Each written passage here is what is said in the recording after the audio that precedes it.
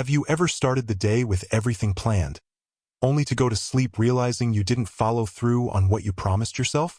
Have you ever heard that inner voice saying, "Do it tomorrow," and followed it without resistance? Understand this clearly.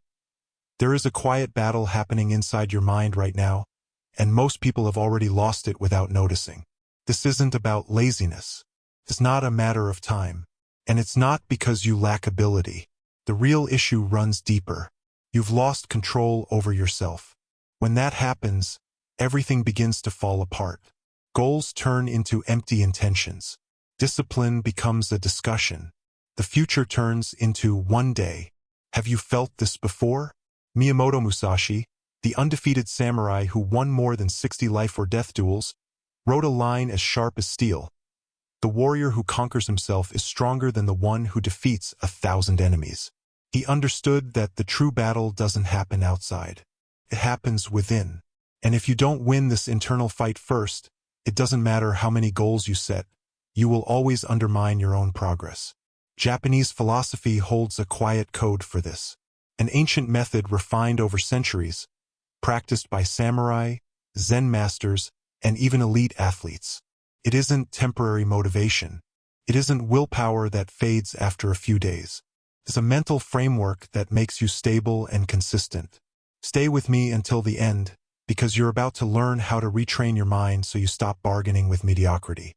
What you're about to understand can change how you see your daily decisions.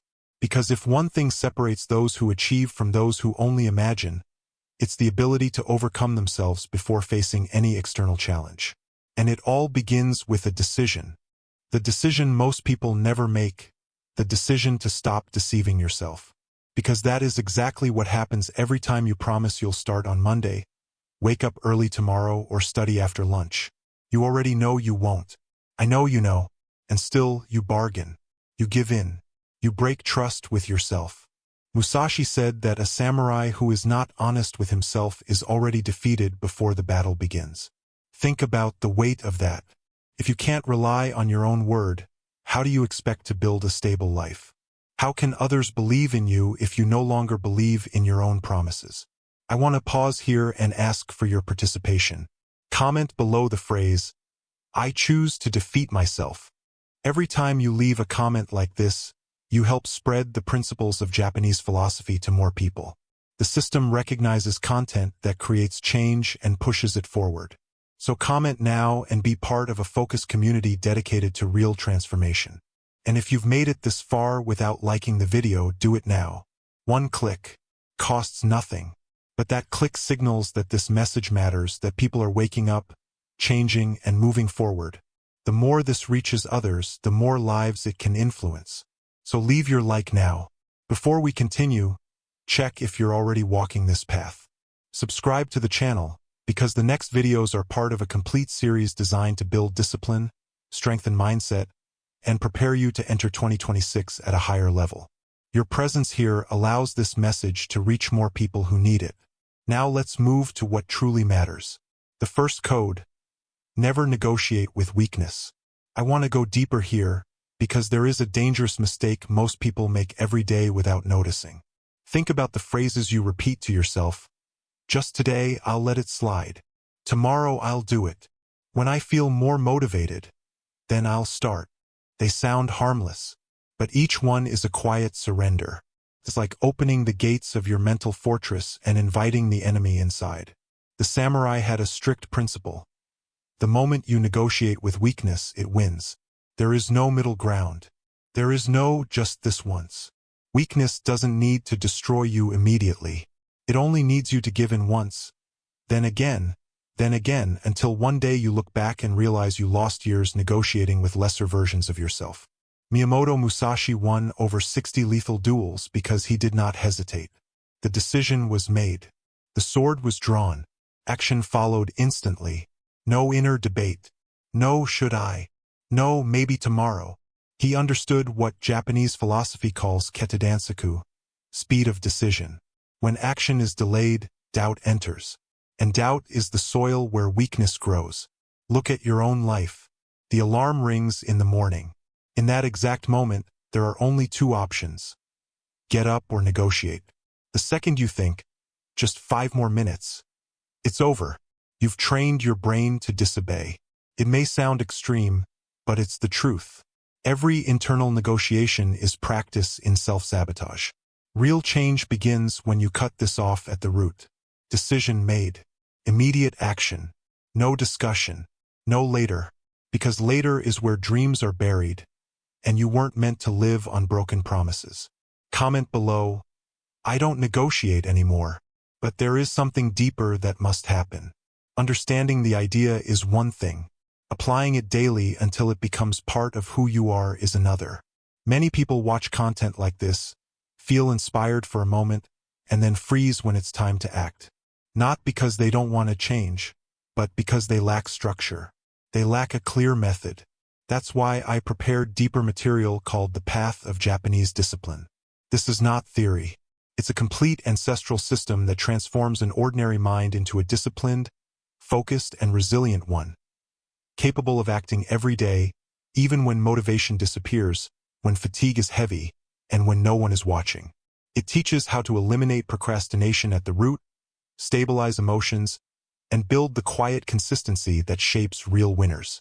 This is not temporary excitement.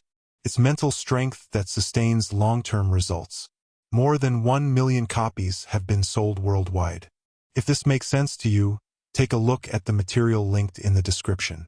It may be removed at any time. If it's useful, take advantage while it's available. It complements what we're discussing here and can save you years of trial and error. Be part of this transformation as well. Now back to the core idea. Discipline is not emotion. It is structure. I need to dismantle a lie you've been told your entire life. That discipline depends on feeling motivated, inspired, energized. Because of this belief, you keep waiting. Waiting for the perfect day. Waiting for the ideal Monday. Waiting for energy that never arrives. The truth is simpler and far more freeing. Discipline is not emotion. Discipline is structure. Musashi did not wake up every day excited to train.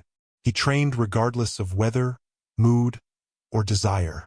He understood kata, form, fixed structure repeated until it becomes identity. It's not about feeling. It's about doing without exception. Here's the key realization. Those who depend on emotion live inconsistently. Those who rely on structure become unbreakable. Think about it. Have you ever had a day when you didn't feel like brushing your teeth? Of course. But you did it anyway. Why? Because it became automatic. It became part of who you are. That's how discipline works. It's not about motivation. It's about routines so solid they run on autopilot. Conscious repetition until it becomes natural. A quiet commitment you keep every day, even when no one notices. Japanese masters have known this for centuries. They don't train when they feel like it. They train because it's Tuesday at 6 a.m. Emotion doesn't matter. Structure does. When you understand this, the inner struggle ends. You stop waiting for motivation. You act. Comment below, structure above all. Now comes a principle few people accept: voluntary discomfort. Strength is not born from comfort. It is built through chosen discomfort. Discomfort you accept on purpose, knowing it will be hard. This goes against modern conditioning. You were taught that comfort is a right, that discomfort should always be avoided. But look at the result. The person who chases pleasure, avoids difficulty, and escapes discomfort develops a fragile mind. They need perfect conditions to act. In contrast, the person who chooses discomfort daily, who gets up in the cold, who does the hardest task first, who refuses to negotiate, builds a resilient mind, prepared for adversity. Musashi practiced this deliberately. He slept outdoors. He trained until exhaustion. He meditated under freezing waterfalls, not because he enjoyed it, but because each act of chosen discomfort strengthened his mental armor. Japanese philosophy calls this shugyo, arduous training that turns the ordinary into the exceptional. The logic is simple. If you can't make your bed in the morning, how will you face real challenges? If you can't wake up when you promised, how will you keep bigger promises? If you always choose the easy route, you are training weakness. There's a phrase that cuts deep. The man who runs from discomfort spends his life running from himself. Every time you choose what's easy, you tell your mind that you can't handle difficulty. Over time, that becomes identity. Someone who quits. Someone who negotiates. Someone who promises but doesn't deliver. Change begins when you reverse this pattern. Stop avoiding. Start choosing difficulty. Do the hard thing first. Build, day after day, a version of yourself that doesn't collapse. Comment below, I choose the difficult. Now one final principle. Absolute focus. One mind. One action. You can wake up early, face discomfort, and act without negotiation. But if your mind is divided, you will still lose. Distraction is not a small issue. It is the silent killer of discipline. Most people live with fragmented attention and don't even realize it. Have you ever worked while checking your phone, studied with the TV on, trained while thinking about 10 other things? You appear active, but you're not present. This slowly destroys results, confidence, and potential. Musashi had a strict rule. A divided mind never wins. In combat, 1 second of distraction meant death. So he trained total presence in every movement, every breath, every choice. Japanese philosophy calls this ichijiozumai, full absorption in one action. Apply this to your life. When you work, work. No jumping between tabs. No constant messages. One task. Full attention. When you train, train. When you study, study. No multitasking disguised as productivity. The truth is you don't need more time. You need more focus. 1 hour of deep focus is worth more than 5 hours of divided effort. To do this, remove excess stimuli. Silence notifications. Put the phone away. That is how discipline becomes real. Close the door. Build a setting where the only option is to act with full focus. This is what separates those who take action from those who keep attempting without follow-through. It's the line between people who create real outcomes and those who stay constantly busy but rarely productive. This path of change demands something specific from you. A clear decision about where your attention belongs and a firm protection of that mental space. Comment there. One mind, one action, silence, self-discipline, and inner strength. This leads directly into the next idea, a truth that challenges much of what social media has conditioned you to believe. Real strength is quiet. It doesn't need a platform. It doesn't require an audience or outside approval. And once you grasp this, you start noticing a pattern around you. The people who talk the most often do the least. The person who keeps posting about the workout plan they'll start on Monday usually never begins. The one who loudly announces every new project often fails to finish. There's a psychological reason for this. When you speak too early about what you plan to do, your brain releases dopamine as if the task were already completed. You experience a sense of achievement before earning it. As a result, urgency fades and desire weakens. Miyamoto Musashi didn't go around declaring the victories he would claim. He simply achieved them quietly, without spectacle, without needing validation. In Japanese philosophy, this is known as mokusatsu, the strength of intentional silence. The true warrior doesn't announce intentions. He acts. Results speak in his place. When you apply this principle, life changes in a noticeable way. You stop making public promises and start delivering privately. You stop explaining plans and begin executing them. You move away from seeking approval and focus on real progress. Less talk, fewer excuses, reduced need for validation. More daily effort, more unseen consistency, more progress built away from attention. There is real power in this shift. When you stop wasting energy on announcements, that energy becomes available for execution. When you stop needing others to notice, you finally gain clarity about yourself. This is when you realize that self-control isn't only about managing actions. It's also about managing speech, knowing when to speak and when to remain silent, understanding that true power lies in holding your position until the right moment. This isn't dishonesty or isolation. It's strategy. It's energy protection. It's respecting your own process without turning it into a performance. In the end, the only person who truly needs to recognize your growth is you. Everything else follows naturally. Comment there. Silence is strength, discipline as identity, not as effort. This prepares you for the next principle, possibly the most critical of all. Until now, we've discussed tools, methods, and practical frameworks. But there is a turning point that changes everything. It's the moment you understand that discipline is not something you practice. It's something you become. Here's the difference. When discipline feels like effort, you wake up every day needing to convince yourself. You negotiate internally. You push, resist, and force. That approach is exhausting and unstable. But when discipline becomes identity, when it's woven into who you are at a core level, the dynamic shifts. You don't act because you must. You act because this is what someone like you does. Miyamoto Musashi didn't perform discipline. He embodied it. It wasn't a routine. It was his nature. Japanese philosophy refers to Jibun, the true self. The idea is straightforward. You are not your thoughts and you are not your emotions. You are the sum of what you do consistently. Your repeated actions define who you are. When you act with discipline daily, you actively reshape your identity. Think of it this way. You don't brush your teeth because you're disciplined. You do it because you're someone who takes care of their health. It's not strain. It's identity. That's where discipline needs to reach in your life. When you see yourself as someone who wakes on time, trains regularly, works with focus, and keeps their word, quitting is no longer an option. Giving up would mean betraying who you are. When discipline becomes identity, quitting disappears as a choice. This idea matters because real transformation doesn't happen when you adjust behaviors. It happens when you change who you are, and then behavior follows naturally. You stop fighting yourself. You stop relying on outside motivation. You act according to your nature. So ask yourself honestly, who have you been up to now? And more importantly, who do you need to become to reach what you want? The answer to that question determines everything. Comment there. Discipline is my identity. Now it's time to close this properly, because everything discussed leads to a direct and freeing truth.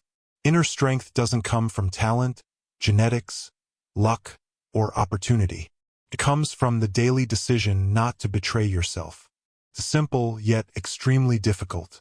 Many people want to believe they're special, that they have a hidden advantage that will eventually set them apart. But reality is more grounded. The disciplined person isn't extraordinary. They simply decided not to turn back. They made a promise to themselves and honored it, daily, without exception, without excuses, without negotiation. Miyamoto Musashi wasn't born unstoppable. He became that way by repeating the same actions, values, and training until they defined him. Japanese philosophy calls this kaizen, continuous improvement. It's not about perfection. It's about being slightly better today than yesterday, and repeating that process again and again. This means there is no shortcut, no formula, no instant solution. What exists is a choice you must make now, tomorrow, and every day after. The choice not to abandon who you committed to becoming. Pause for a moment and ask yourself honestly, are you willing to do that? Not for attention, not for online approval, but to look at yourself a year from now and recognize someone transformed. Someone who overcame themselves, who didn't quit when things became difficult, who honored their own word. If you've reached this point, it's because something here connected with you. Most people stop halfway. They consume briefly and move on.